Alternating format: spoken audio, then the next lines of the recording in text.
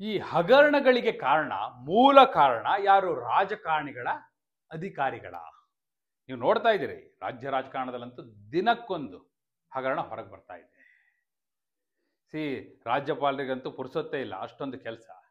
ಕೋರ್ಟಲ್ಲೂ ಅಷ್ಟೇ, ಒಂದ್ರ ಮೇಲೆ ಮತ್ತೊಂದು ಕೇಸು. ಸೊ ಇಷ್ಟೆಲ್ಲ ಹಗರಣಗಳು ಹೊರಗೆ ಬರ್ತಾ ಇದೆಯಲ್ಲ, ಈ ಹಗರಣಗಳಿಗೆ ಕಾರಣ ಯಾರು? ರಾಜಕಾರಣಿಗಳ, ಈ ಅಧಿಕಾರ ರೂಢ ರಾಜಕಾರಣಿಗಳು ಯಾರು ಇರ್ತಾರಲ್ಲ ಅವರ, ಅಥವಾ ಅಧಿಕಾರದ ಕೇಂದ್ರದಲ್ಲಿ ನಿರಂತರವಾಗಿರುವಂತಹ ಅಧಿಕಾರಿಗಳ, ಅಥವಾ ಮತ್ತಾರು ಮೂರನೇವರಿದ್ದಾರ? ಯಾರು? ಕಾರಣ ಯಾರು?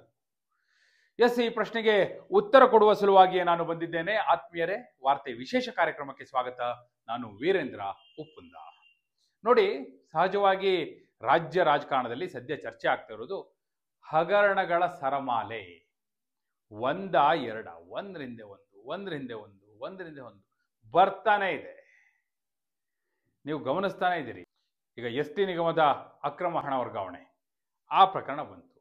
ಅದರ ಬೆನ್ನಿಗೆ ಮೂಡ ಅಕ್ರಮ ಬಂತು. ಅದರ ಬೆನ್ನಿಗೆ ರಾಜ್ಯಪಾಲರಿಗೆ ಒಂದರಿಂದ ಒಂದು ದೂರುಗಳು ಹೋಗ್ತಾನೆ ಇದೆ. ಅದೆಲ್ಲವನ್ನು ಅವರು CS ಗೆ ಫಾರ್ವರ್ಡ್ ಮಾಡ್ತಾನೆ ಇದ್ದಾರೆ. ಮತ್ತೊಂದು ಕಡೆ ಕೋರ್ಟಲ್ಲಿ ವಿಚಾರಣೆ ಮೇಲೆ ವಿಚಾರಣೆ, ಮತ್ತು SIT ಮೇಲೆ SIT. ಇಷ್ಟೆಲ್ಲ ಆಗ್ತಾ ಇರುವಾಗ ಈ ಹಗರಣಗಳಿಗೆ ಮೂಲ ಕಾರಣ ಯಾರು ಅನ್ನೋದು ಸಹಜವಾಗಿ ಕಾಡುವ ಪ್ರಶ್ನೆ. ಯಾರು ಹಾಗಾದ್ರೆ? ರಾಜಕಾರಣಿಗಳ ಅಥವಾ ಅಧಿಕಾರಿಗಳ? ನೋಡಿ, ಹೇಗಿರುತ್ತೆ ಅಂದ್ರೆ, ಒಂದೊಂದು ಹಗರಣವನ್ನು ನಾವು ವಿಭಿನ್ನವಾಗಿ ಪ್ರತ್ಯೇಕವಾಗಿಯೇ ನೋಡ್ಬೇಕಾಗುತ್ತೆ. ಫಾರ್ ಎಕ್ಸಾಂಪಲ್, ಈಗ ST ನಿಗಮದ ಅಕ್ರಮ ಹಣ ವರ್ಗಾವಣೆ ಹಗರಣ ಇದೆಯಲ್ಲ, ನಾಗೇಂದ್ರ ಜೈಲಿಗೆ ಹೋದ್ರಲ್ಲ, ಆ ಪ್ರಕರಣವನ್ನು ನೋಡಿ. ಅಲ್ಲಿ ನಾಗೇಂದ್ರ ಈಗ ಆಲ್ರೆಡಿ ಆರೋಪಿಯಾಗಿ ಅವರು ಹೇಳಿದಾಗೆ ಜೈಲಲ್ಲಿದ್ದಾರೆ. ಇನ್ನೊಂದು ಕಡೆ ಅಧಿಕಾರಿಗಳು ಜೈಲಲ್ಲಿದ್ದಾರೆ. ಸೊ ಇಬ್ರು ಇದ್ದಾರೆ ಅಂತ ಆಯ್ತು. ಹಾಗಾದ್ರೆ ಇದಕ್ಕೆ ಕಾರಣ ಯಾರು? ನೋಡಿ, ಕಾರಣ ಯಾರು ಅಂತ ನೋಡೋದಾದ್ರೆ, ಈ ಆಂಧ್ರ ತೆಲಂಗಾಣದವ್ರು ಯಾರೋ ಬಂದು, ನೋಡಿ ಹಿಂಗೆ ಮಾಡ್ಬೋದು, ಹಿಂಗೆ ಮಾಡಿದ್ರೆ ಹಣನ ಹಿಂಗೆ ಟ್ರಾನ್ಸ್ಫರ್ ಮಾಡ್ಬೋದು, ಹಿಂಗೆ ನೀವು ಇಂಥ ಕೋಆಪರೇಟಿವ್ ಬ್ಯಾಂಕ್ಗೆ, ಇಂಥ ಸಂಸ್ಥೆಗಳಿಗೆಲ್ಲ ನೀವು ಟ್ರಾನ್ಸ್ಫರ್ ಮಾಡಿಸ್ಬಿಟ್ರೆ ನಿಗಮದಿಂದ ನಾವು ಅದನ್ನು ಲಿಕ್ವಿಡ್ ಮಾಡಿ ತಂದು ಕೊಡ್ತೀವಿ, ನೀವು ಬಳಸ್ಕೋಬೋದು ಅಂತೆಲ್ಲ ಐಡಿಯಾ ಕೊಟ್ಟರು. ಆ ಐಡಿಯಾ ಯಾವಾಗ ನಾಗೇಂದ್ರ ಅವ್ರಿಗೆ ಸಿಕ್ತು, ಅವರು ನಿಗಮದ ಅಧಿಕಾರಿಗಳನ್ನ ಕರೆದು ಹಿಂಗೆ ಮಾಡಬೇಕು ಅಂಥೇಳಿ ಡೈರೆಕ್ಷನ್ ಕೊಟ್ಟರು. ಅವ್ರು ಹೇಳಿದ ಹಾಗೆ ಇವ್ರು ಕೇಳಿದ್ರು. ಅಧಿಕಾರಿಗಳು ಕೇಳಿದ್ದಕ್ಕೆ ಇವರು ಬಲಿ ಬಿದ್ದರು. ಅಷ್ಟೇ ಅಲ್ಲ, ಒಬ್ಬರು ಚಂದ್ರಶೇಖರ್ ಅನ್ನುವಂಥ ಅಧಿಕಾರಿ ಆತ್ಮಹತ್ಯೆಯನ್ನು ಮಾಡಿಕೊಂಡಿದ್ದಾಯಿತು. ಈಗ ನೋಡಿ, ಇಲ್ಲಿ ರಾಜಕಾರಣಿಯ ಪಾತ್ರವೂ ಇದೆ, ಅಧಿಕಾರಿಗಳ ಪಾತ್ರವೂ ಇದೆ. ಇದೆಲ್ಲ ಪಾತ್ರಕ್ಕೂ ಮೂಲ ಪಾತ್ರ ಯಾವುದು ಅಂದರೆ ಮೂರನೇವರು.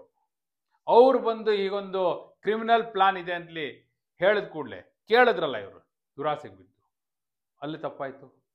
ಸೊ ಅವರು ಆ ದುರಾಸೆಗೆ ಬಿದ್ದಿರೋದನ್ನ ಯಾವಾಗ ಅಧಿಕಾರಿಗಳಿಗೆ ಹೇಳಿದ್ರು, ಅವರಾದರೂ ಇಲ್ಲ, ಸಾಧ್ಯ ಇಲ್ಲ ಅನ್ಬೋದಿತ್ತು.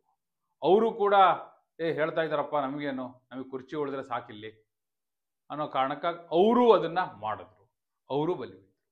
ಈ ರೀತಿ ಆಗುತ್ತೆ.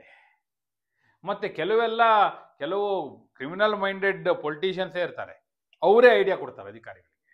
ಇನ್ನು ಕೆಲವು ಕಡೆ ಈ ರಾಜಕಾರಣಿಗಳು ಕೆಲವರು ದಡ್ಡರಿರ್ತಾರೆ, ಹಳ್ಳಿಯಿಂದ ಬಂದವರು, ಅವರಿಗೆ ಈ ಅಧಿಕಾರಿಗಳೇ ಐಡಿಯಾ ಕೊಡ್ತಾರೆ, ಹಿಂಗೆ ಮಾಡಿದ್ರೆ ಇಷ್ಟು % ಬರುತ್ತೆ ಅಂತ ಹೇಳಿ. ಅದನ್ನು ಕೇಳಿ ರಾಜಕಾರಣಿಗಳು ಗುಂಡಿಗೆ ಬಿಡ್ತಾರೆ. ಈ ರೀತಿಯಾಗಿ ಅದಕ್ಕೆ ಹೇಳಿದ್ದು, ಒಂದೊಂದು ಹಗರಣವೂ ಕೂಡ ಪ್ರತ್ಯೇಕವಾಗಿ ನೋಡ್ಬೇಕಾಗತ್ತೆ, ಯಾರು ಅದರ ಹಿನ್ನೆಲೆಯಲ್ಲಿ ಇದ್ದಾರೆ ಅಂತ ಹೇಳಿ. ನೋಡಿ, ಈಗ ಮೂಡ ಅಕ್ರಮ ಹಗರಣ, ಸಿದ್ದರಾಮಯ್ಯನವರು ಅಲ್ಲಿ ನೇರವಾಗಿ ಅದನ್ನೇ ಅವ್ರು ಹೇಳ್ತಿರೋದು, ನಂದೆಲ್ಲೂ ಸೈನ್ ಇಲ್ಲ, ನಾನೆಲ್ಲೂ ಆದೇಶ ಮಾಡಿಲ್ಲ ಅಂತ ಹೇಳಿ. ಆದರೆ ಅವ್ರ ಕುಟುಂಬದವ್ರಿಗೆ ಹೋಗಿದೆ, ಅಲ್ಲಿ ಕುಟುಂಬದವರ ಪಾತ್ರ ಇದೆ.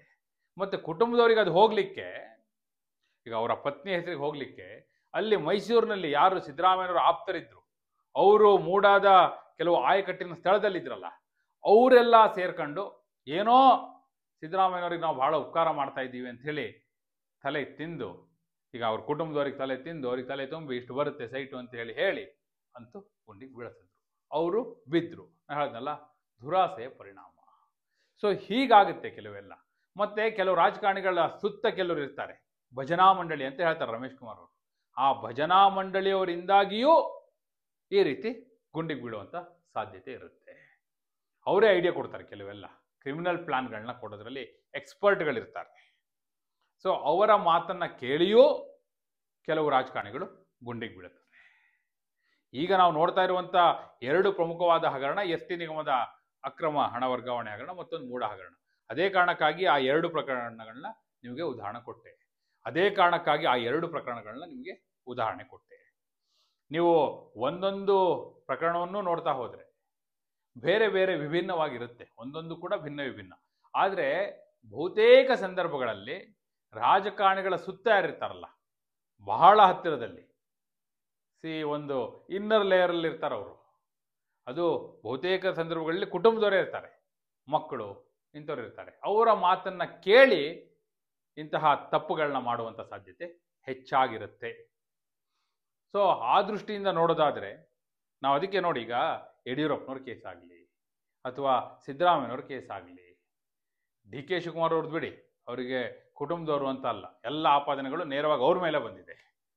ಆಪಾದನೆಗಳೆಲ್ಲ ಮಾಡಿರೋದು ಬೇರೆ ಯಾರೋ ಕುಟುಂಬದವರು ಜೊತೆಗೆ ಸೇರ್ಕೊಂಡಿದ್ದಾರೆ ಬಿಟ್ರೆ ನೇರವಾಗಿ ಡಿ ಕೆ ಶಿವಕುಮಾರ್ ಅವರ ವಿರುದ್ಧವೇ ಆಪಾದನೆಗಳು ಬಂದಿದೆ. ಅದು ಕೋರ್ಟಲ್ಲಿದೆ. ಆಯಿತಾ? ನೀವು ಹೀಗೆ ನೋಡ್ತಾ ಬನ್ನಿ. ಒಂದು ಕಡೆಯಿಂದ ಯಾವ್ಯಾವ ದೊಡ್ಡ ದೊಡ್ಡ ರಾಜಕಾರಣಿಗಳ ಮಹಾಪತನ ಆಯ್ತಲ್ಲ, ಆ ಎಲ್ಲ ಸಂದರ್ಭಗಳಲ್ಲೂ ಒಂದು ಅವರೇ ಕಾರಣ ಆಗಿರ್ತಾರೆ, ಅವ್ರ ಕುಟುಂಬದವ್ರು ಕಾರಣ ಆಗಿರ್ತಾರೆ, ಇಲ್ಲ ಅವ್ರ ಸುತ್ತ ಇದ್ದವ್ರು ಕಾರಣ ಆಗಿರ್ತಾರೆ. ಹೀಗಾಗಿ ಅವರು ಅಧಿಕಾರವನ್ನು ಕಳ್ಕೊತಾರೆ, ಹಾಗೆ ಅವರಿಗಿದ್ದಂಥ ಒಂದು ವರ್ಚಸ್ಸು, ಹೆಸರು ಎಲ್ಲವೂ ಕೂಡ ಮಣ್ಣಪಾಲಾಗುತ್ತೆ. ಎಸ್, ನಿಮ್ಮ ಪ್ರಕಾರ ಬಹುತೇಕ ಸಂದರ್ಭಗಳಲ್ಲಿ, ಹೆಚ್ಚಿನ ಸಂದರ್ಭಗಳಲ್ಲಿ ಯಾರ ಪಾತ್ರ ಹೆಚ್ಚಿರುತ್ತೆ ಇಂತಹ ಹಗರಣಗಳಲ್ಲಿ?